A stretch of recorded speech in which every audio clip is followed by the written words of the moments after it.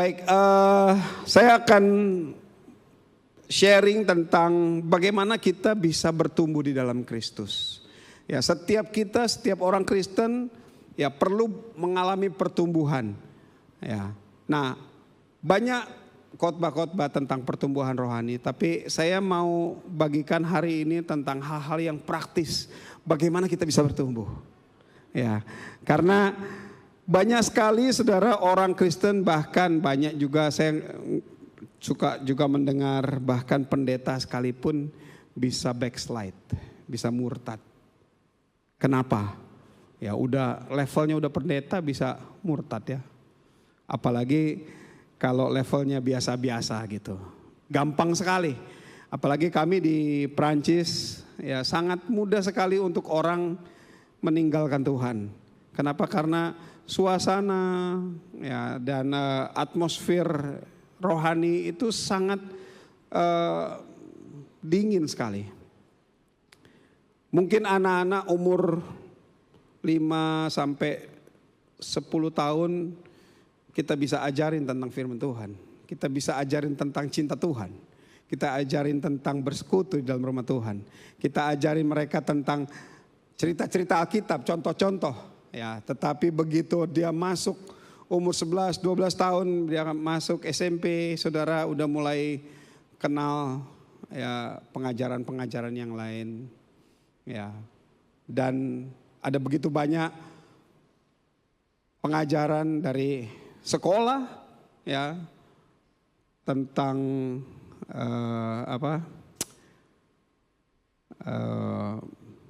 ya tentang ateisme. Ya, tentang juga bagaimana membahas Alkitab itu hanya sebagai sejarah. Ya, jadi nggak ada kuasanya. Itu hanya sebagai buku biasa. Ya, dan akhirnya ada begitu banyak anak-anak yang hilang. Nah, saudara, saya ingin membagikan bagaimana setiap kita bisa bertumbuh dengan cara yang sebenarnya praktis, tapi nggak banyak orang mau lakukan ini. Ya. Dan ini sangat simpel. Oke, mari kita buka di dalam firman Tuhan ya di slide selanjutnya. Ya, supaya kita enggak menjadi orang Kristen yang stagnan atau diam di tempat. Ya, maju enggak, mundur enggak. Ke kiri enggak, ke kanan enggak, diam. Ya, nah saudara, kekristenan itu kalau diem, kalau tidak bertumbuh atau stagnan, itu sama dengan kemunduran. Dan lambat atau cepat, dia akan segera meninggalkan Tuhan kalau enggak diberesin. Amin. Ya, nah saya percaya setiap kita enggak mau mundur, betul? Tuhan udah memberikan kepada kita kuasa untuk kita boleh mengalahkan yang jahat. Tapi kita harus bertumbuh. Nah, di dalam Ibrani 5 ayat 12 sampai ke 14 kita akan baca, saya akan bacakan di sini. Ya, sebab sekalipun kamu ditinjau dari sudut waktu sudah patut menjadi pengajar. Kamu masih perlu lagi diajarkan asas-asas pertama dari pernyataan Allah dan kamu masih memerlukan susu bukan makanan keras. Sebab barang siapa masih memerlukan susu, ia tidak memahami ajaran tentang kebenaran. Sebab ia adalah anak kecil. Tetapi makanan keras adalah untuk orang-orang dewasa yang karena menggunakan panca inderanya terlatih untuk membedakan yang baik dan yang jahat daripada yang jahat. Amin. Nah, saya percaya firman Tuhan ini ya ini cukup terkenal ya. Saya percaya ada banyak orang Kristen yang tahu firman ini. Ya, kita mau menjadi orang yang bertumbuh, enggak cuma jadi anak-anak. Ya, saya percaya kalau kita punya anak, kita mau juga anak kita bertumbuh. Enggak terus aja ya udah 12 tahun masih kecil gitu, masih pendek dan gak mau bertumbuh. Nah pasti kita sedih. Nah Tuhan juga sama saudara. Tuhan mau supaya kita bertumbuh. Nah bagaimana supaya kita bertumbuh? Kita harus belajar makanan yang keras. Amin. Apa makanan keras? Ada banyak orang berpikir makanan keras itu khotbah yang wah teologis banget. Ya, pengajaran yang susah, yang wah ini terlalu tinggi nih. pengertiannya. Ya, sampai setelah ketika dengar khotbah ditanya, wah gimana khotbahnya? Wah bagus, saking bagusnya saya nggak ngerti. Itu karena udah terlalu tinggi saya nggak bisa mengerti. Nah saudara, ada banyak pengertian di mana makanan keras itu adalah firman-firman yang wah harus dibahas, dikupasnya sampai sekecil-kecilnya, sampai saking dikupas mendalam sampai bingung gitu. Nah saya mau sharing di sini, apa sih makanan keras itu? Ya coba klik dulu berikutnya. Apa sih makanan keras? Bagaimana cara kita mengkonsumsi makanan keras sebagai orang percaya, sebagai orang Kristen? Ya, di dalam ayat yang ke-14, tapi makanan keras adalah untuk orang dewasa yang karena mempergunakan panca inderanya terlatih untuk membedakan yang baik daripada yang jahat. Jadi apa itu makanan keras? Ya, makanan keras itu adalah latihan rohani. Coba katakan saya sama-sama latihan rohani. Ya, jadi makanan keras itu bukan pengajaran yang sulit, bukan saudara. Jadi makanan yang keras itu adalah latihan rohani, sama dengan gimnastik. Ya, kalau kita mau melatih otot kita supaya besar, kita pergi ke gym, ya, O1, O2, ya, kita latihan sehingga otot kita menjadi kuat. Nah, otot rohani kita juga perlu dilatih. Gimana caranya? Kita perlu makanan keras. Gimana caranya makanan keras? Kita perlu latihan otot rohani. Nah, Tuhan itu luar biasa baik, saudara. Tuhan itu udah menyiapkan gimnastik kehidupan dalam kehidupan kita sehari-hari. Jadi dia sudah mempersiapkan. Ya, kalau kita mau bertumbuh, kita punya hubungan yang baik dengan Tuhan. Saudara, setiap pagi kita bicara sama Tuhan, bangun tidur, kita mungkin duduk berdoa, Tuhan Yesus terima kasih. Aku mau bertumbuh hari ini. Aku mau Tuhan pimpin hari ini supaya hidupku berkenan. Dan Tuhan Yesus bilang oke, yuk siap untuk dilatih? Ya Tuhan, siap. Ya, nanti Tuhan akan latih kita, saudara. Nah, latihan kita apa? Nah, kita di dalam Yakobus 1 ayat yang kedua sampai keempat, saudara-saudaraku, anggaplah sebagai satu kebahagiaan. Kita harus menganggap itu satu kebahagiaan. Tentang apa? Apabila kamu jatuh dalam berbagai-bagai pencobaan. Saudara, bukan Tuhan mencobai, tetapi maksudnya gini. Kalau kita mempunyai pergumulan hidup, kalau kita mempunyai kesulitan, kalau kita punya tantangan, ya, seringkali ada banyak orang yang mudah menyerah. Saya melayani Tuhan di Prancis sejak tahun 98 dan saya mulai menjadi hamba Tuhan sepenuh waktu di tahun 2004. Dan sejak itu, ya saudara, ada begitu banyak pergumulan sampai saya frustrasi kadang-kadang. Ya, saya sempat sampai bilang, Tuhan, udahlah saya nggak usah jadi hamba Tuhan, kayaknya saya salah nih dengar firman Tuhan. Kayaknya saya salah dengar panggilan Tuhan. Karena kok kayaknya susah sekali ya bawa orang kepada Kristus. Susah sekali untuk ngajak orang bertumbuh di dalam Kristus. Ya, tapi kalau ngajak orang ke klub gampang. Ya, ngajak orang dugem gampang banget, saudara. Ya, tapi kalau ngajak orang untuk bertumbuh dalam Kristus susahnya setengah mati. Ya, apalagi di Eropa, ya atmosfer rohaninya nggak seperti di kita. Di kita mungkin masih lebih jauh lebih bagus atmosfer rohaninya. Ya, tapi itu pun juga nggak mudah untuk membawa orang bertumbuh dalam Kristus, betul? Ya, kadang-kadang orang lebih suka yang enaknya aja. Nah, tapi Tuhan itu baik. Kalau kita mau bertumbuh, Tuhan kasih tantangan itu, challenge itu. Dan kalau kita dikasih tantangan, saudara, Tuhan bilang kita harus anggap sebagai satu kebahagiaan.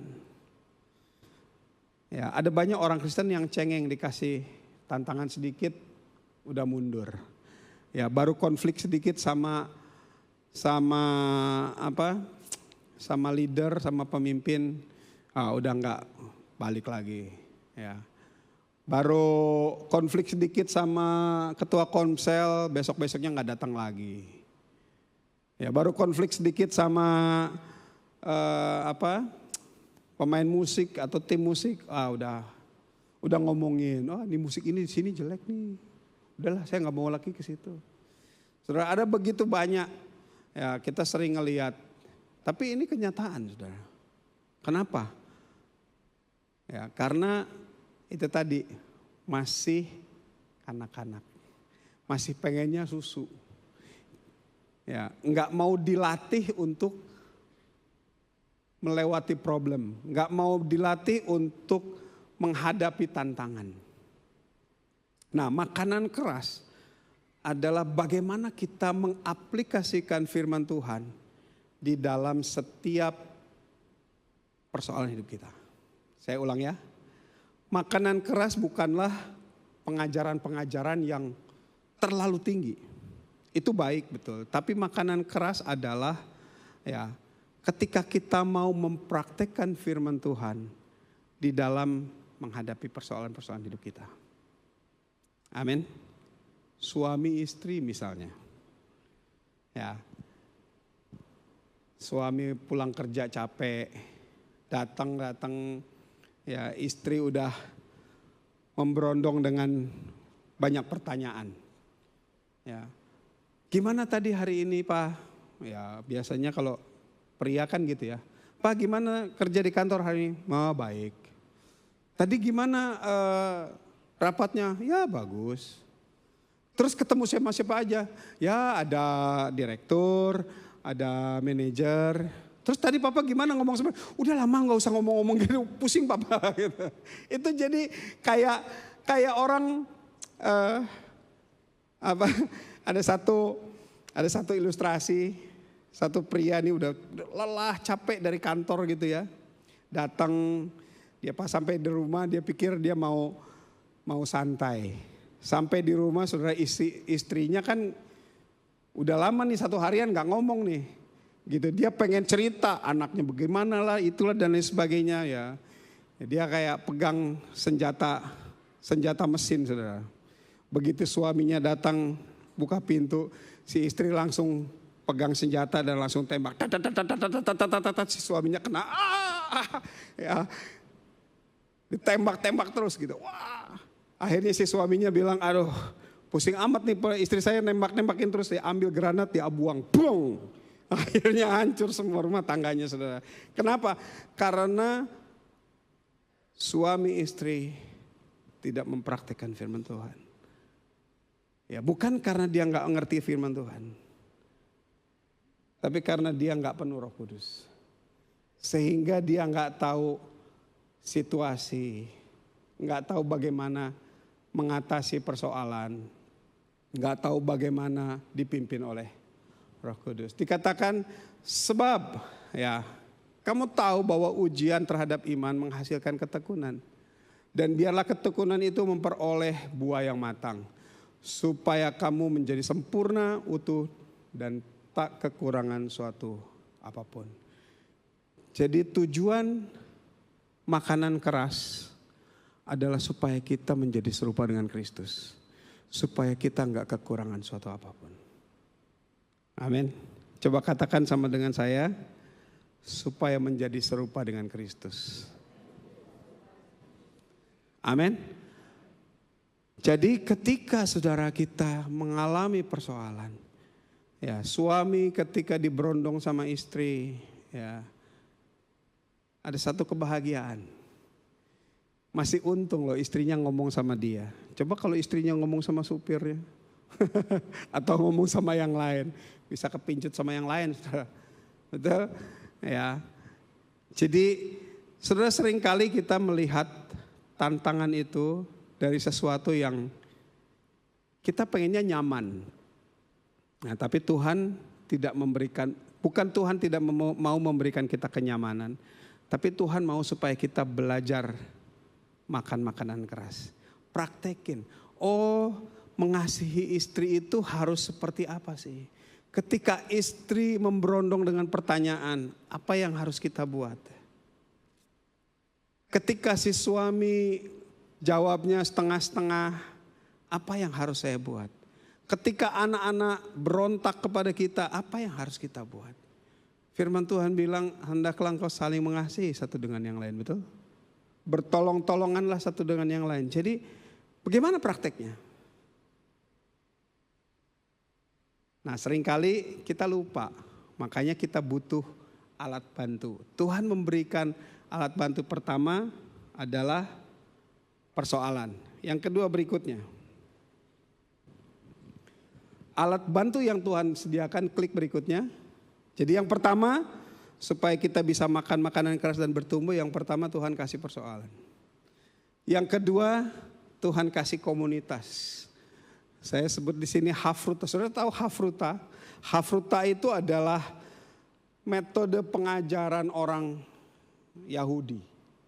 Ya, di mana mereka belajar bersama-sama. Mereka enggak belajar sendiri, Saudara. Mereka belajar berdua bertiga. Ya. Mereka belajar berdua bertiga dengan caranya apa? Caranya Saudara, mereka baca satu teks, terus mereka diskusi. Mereka ajukan pertanyaan. Pertanyaan dari teks ini, kenapa, bagaimana? Kenapa kok hal ini terjadi? Lalu setelah itu, apa relasinya dengan hidup saya? Lalu apa yang harus saya buat? Apa yang harus saya praktekin dari teks ini? Nah, itulah Hafruta.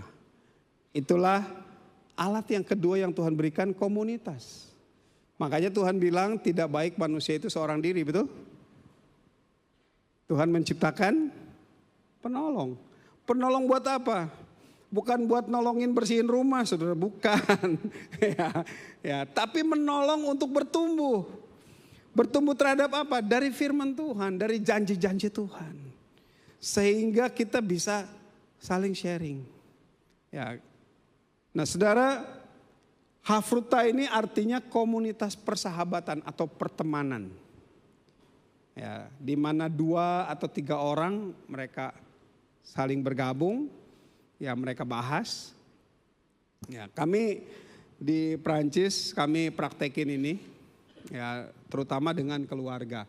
Nah, kami bangun merintis gereja rumah. Ya, kalau tadi keluargaku adalah surgaku, ya Pak Gembala, Saudara. Ya, kami punya satu statement. Rumahmu adalah gerejamu, ya, keluargamu adalah jemaatmu, dan papamu adalah gembalanya. Jadi, Saudara, setiap rumah itu adalah gereja Tuhan. Sehingga di dalam gereja Tuhan kita belajar bertumbuh. Makanya 2 atau 3 orang, suami istri, ya, ibu sama anak, ayah sama anak. Saudara bisa belajar ini. Nah, dikatakan di dalam Ibrani 3, ya waspadalah hai saudara-saudara supaya di antara kamu jangan terdapat seorang yang hatinya jahat dan tidak percaya. Pengalaman kami di Eropa, itu ada banyak keluarga Kristen yang ketika anak-anaknya diajar oleh orang tuanya, dia iya, tapi hatinya nggak percaya. Saudara, iya itu bukan berarti hatinya juga iya. Nah, kita harus belajar. Hati kita juga harus sepakat sama firman Tuhan. Kalau hati kita nggak sepakat sama firman Tuhan, kita nggak akan bisa bertumbuh. Nah, itu sebabnya kita perlu memiliki hubungan yang erat, persahabatan. Saudara, suami dan istri adalah sahabat yang paling erat. Saya belajar untuk menjadikan istri saya adalah sahabat saya yang paling dekat.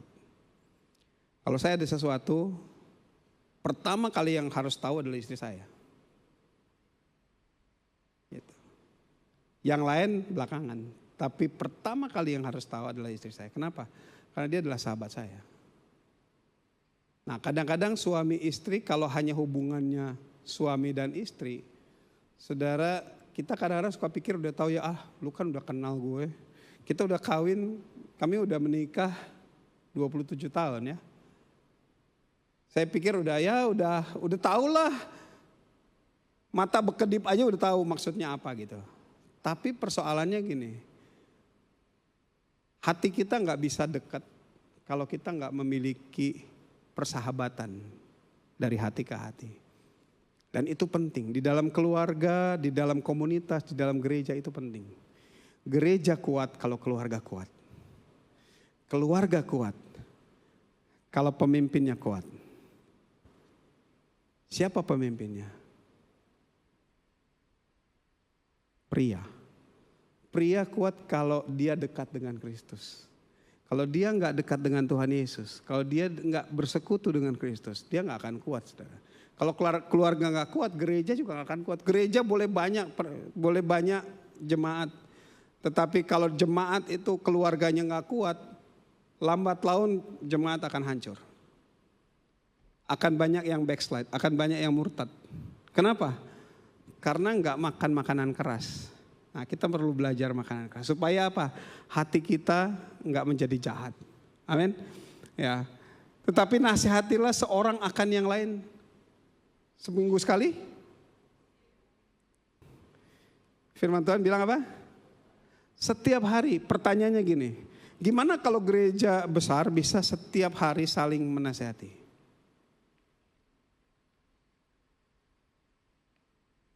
Jadi ini penting persahabatan komunitas kecil.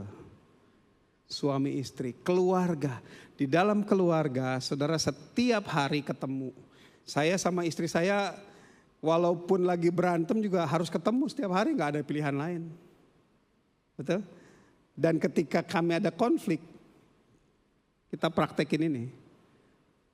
Saling mengampuni, saling mengasihi, saling mendoakan.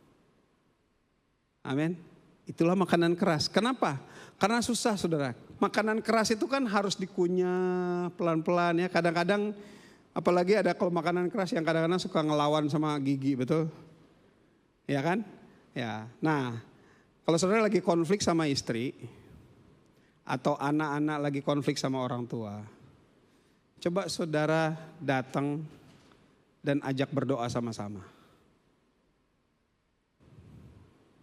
Susah nggak? Ada yang bilang gampang? Kalau buat saya susah, saudara. Apalagi kalau saya lagi jengkel sama istri saya. Terus saya harus datang sama istri saya bilang, yang kita berdoa yuk. Aduh susah, saudara. Saya pengennya udahlah gak usah ketemu lah gitu. Susah gak? Susah. Keras, itulah yang namanya keras. Saya harus paksakan diri saya datang kepada istri saya harus berlutut, saya harus bilang sorry, saya salah. Apa yang kamu rasakan terhadap saya? Apa yang kamu lihat dalam diri saya hari ini? Saya menyakiti kamu, sorry. Saudara, untuk seperti itu gampang gak? Enggak gampang. Itulah yang namanya keras. Tapi kita harus mau makan keras itu. Kalau kita gak mau makanan keras itu, kita gak akan bertumbuh. Saya ambil contoh suami istri karena biasanya yang paling sulit itu. Orang tua sama anak juga sama. Anak-anak kalau lagi jengkel sama papa mama, apa yang dibuat? Bisa datang sama papa mama, Pak, Ma, aku lagi jengkel sama kamu. Bisa? Kami ajarin anak kami seperti itu. Puji Tuhan, saudara. Ya, kami enggak perfect, enggak. Jauh dari perfect. Tapi kami praktekin ini, makanan keras. Setiap kali anak saya jengkel sama saya, malamnya dia datang, Pak, aku jengkel sama ayah tadi hari ini. Karena ayah begini.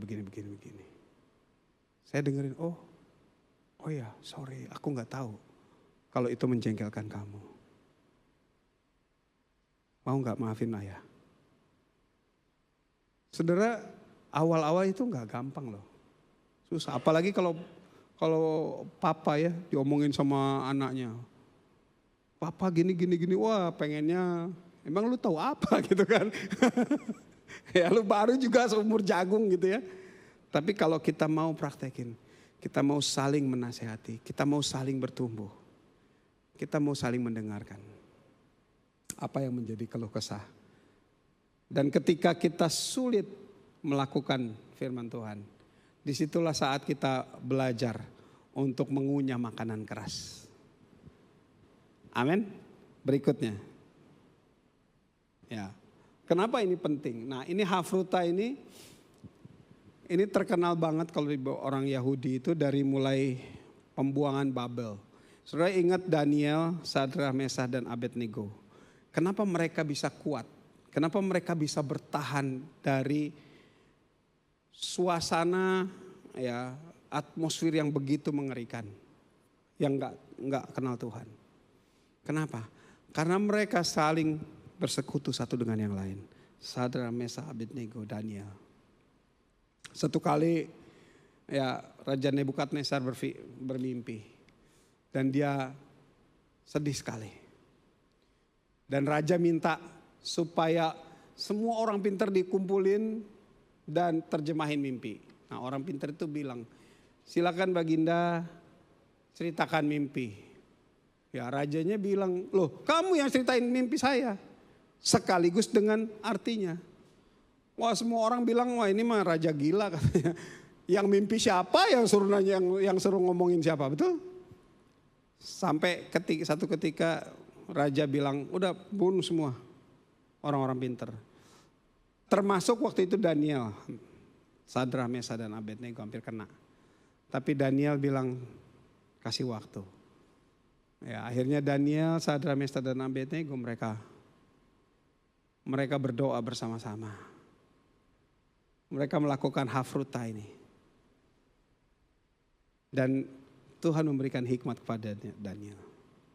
Saudara, pertemanan ini penting sekali khususnya ketika kita mengalami persoalan besar. Nah, hafruta ini sampai yang paling terkenal di zaman Tuhan Yesus sebenarnya. Makanya Tuhan Yesus mengutus muridnya dua. Karena hafruta ini terdiri dari 2-3. Ya. Mereka belajar saling belajar, saling mengajar. Lalu nanti ada rabinya yang membimbing mereka dengan pertanyaan-pertanyaan. Nah saudara, ketika kita bersekutu di dalam keluarga, kita praktekin ini. Ya, kita nggak ngerasa benar sendiri. Nah di hafruta ini saudara, kita nggak ada gua yang paling benar. Gua yang udah teologinya udah paling tinggi, enggak saudara. Tapi lewat hafruta ini kita belajar bagaimana kita menerima firman Tuhan. Lalu apa yang harus saya praktekin? Contoh, ya, kita bisa bahas tentang firman Tuhan, misalnya tentang dosa lidah di dalam Yakobus. Ya, kita bisa tanya ini kenapa ya lidah ini kok susah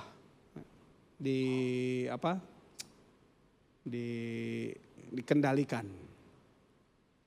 Lalu Tuhan bicara apa tentang lidah kepada saya pribadi?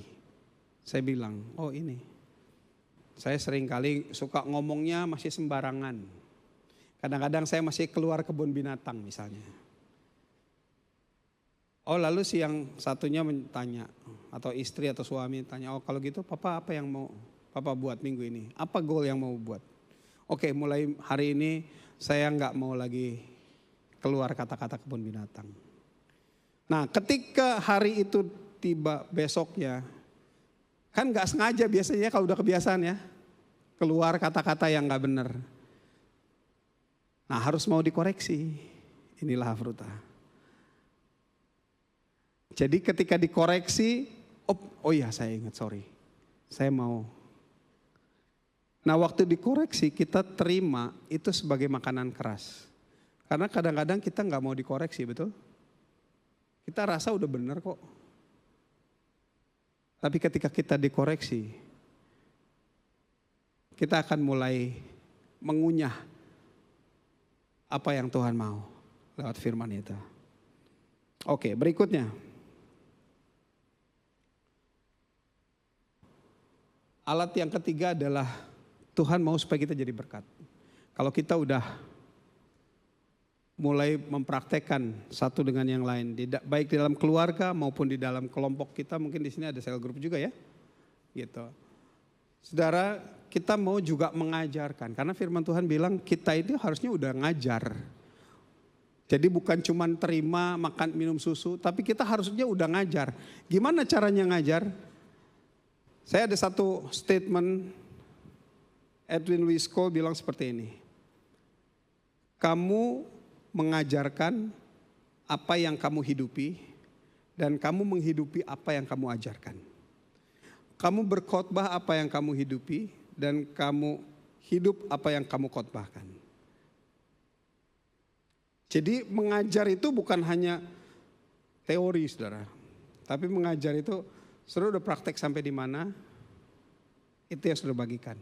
Mengajar itu berbagi hidup sehingga persahabatan ini bisa bermultiplikasi. Karena yang namanya persahabatan harus terbuka, harus ada saling keterbukaan.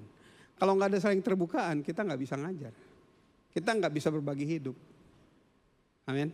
Ya, jadi berbagi hidup itu intinya.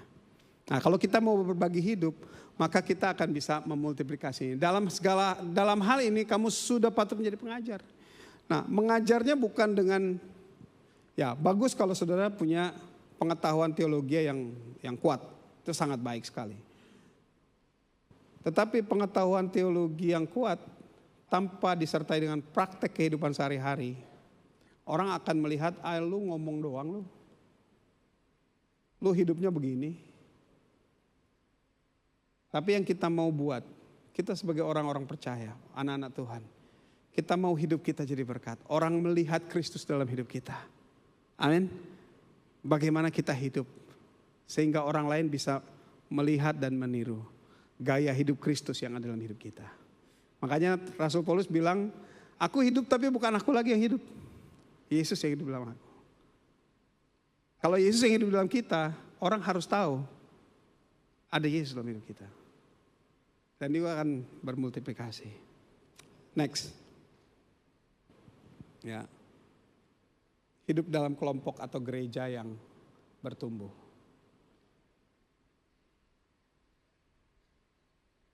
Kita harus saling belajar untuk saling mendorong dalam kasih. Dalam pekerjaan baik. Amin. Ada banyak gereja yang hanya kumpul seminggu sekali atau sebulan sekali. Terus udah gitu ya udah gak kenal lagi. Saudara gak bisa bertumbuh yang seperti itu. Gereja yang bertumbuh adalah gereja yang harus memiliki hubungan saling. Sehingga kita bisa saling menasehati, saling mengasihi, saling memberi. Amin. Ya. Nah, saya mau encourage saudara, saya nggak tahu saudara di sini bagaimana, tapi saudara tadi saya lihat pengumuman ada begitu banyak kegiatan di gereja. Saudara, semakin saudara bersekutu dengan semakin sering, semakin saudara punya ikatan. Jadi saya juga encourage saudara, mari bangun hubungan itu. Amin. Mulai dari keluarga, lalu di gereja. Amin. Ya, berikutnya terakhir. Nah, saya ingin sampaikan satu hal. Orang yang ditanam artinya kita harus belajar setia. Ya. Orang yang ditanam dengan bertunas seperti pohon korma, ia akan bertumbuh besar seperti pohon aras di Libanon. Saudara, ditanam itu artinya belajar setia. Setia itu artinya terus menerus, constantly. Setia itu enggak sekarang diam, sekarang terus berjemaat gitu, nanti setelah 5 tahun keluar. Itu enggak setia namanya. Kalau kita baca di dalam Wahyu 2 dikatakan setia sampai mati. Kesetiaan itu diukur sampai mati. Makanya kalau kita menikah, orang menikah kan bilangnya apa? Sampai maut memisahkan kita, ya toh? Kesetiaan itu sampai maut memisahkan. Nah, saudara setia di dalam jemaat Tuhan di sini. Ya, kecuali kalau saudara pindah kerja atau apa lainnya. Tapi kalau saudara nggak pindah kerja, setia di sini. Sampai kapan? Sampai maut memisahkan saudara dengan gereja ini. Kenapa? Itulah yang namanya belajar setia. Kalau kita setia, bertumbuh, ditanam, kita akan bertumbuh. Amin. Dan yang terakhir saya mau tutup dengan satu ilustrasi ini. Boleh saya minta mungkin 2 orang pria maju. Saya minta tolong. Saya mau kasih ilustrasi buat saudara. Ya, kalau kita mau praktekin makanan keras, hidup dalam komunitas, ya, praktekin firman Tuhan. Ya, kita mesti punya teman-teman yang dekat. Ya, terima kasih ya. Jadi, saudara, ini saya mau kasih ilustrasi. Kalau kita bersekutu itu seperti ini, saudara. Ya, kita punya hubungan yang erat satu dengan yang lain. Ya, kalau kita punya hubungan yang erat satu dengan yang lain, saudara, kita punya persoalan. Saya punya persoalan besar. Kadang-kadang persoalan itu membuat saya mau jatuh, saudara. Nah, kalau mau jatuh, saudara, 2 orang teman saya ini akan berusaha untuk tahan supaya saya nggak jatuh. Saya udah lemes nih, aduh nggak bisa jalan. Teman saya yang berdua ini akan berusaha untuk bantu. Saya mau murtad nih, saya mau mundur. Teman saya yang berdua ini akan, lu jangan mundur, lo ayo maju sama-sama. Inilah yang namanya hafruta, persekutuan yang erat. Saudara bisa nangkap? Ya, terima kasih. Terima kasih. Nah, ini ada pohon, ya, namanya pohon redwood tree. Redwood tree ini dia pohonnya tuh bisa sampai lebih dari 200 meter. Biasanya kalau pohon lebih dari 200 meter, pikirannya pasti akarnya dalam sekali ya. Tapi ternyata redwood tree ini luar biasa. Dia pohonnya besar, tapi akarnya pendek aja. Akarnya nggak dalam. Cuman rahasianya akarnya itu saling mengait satu dengan yang lain. Sehingga di dalam ada satu taman nasional di Amerika itu, ya, redwood tree ini ada yang sampai usianya 2000 tahun.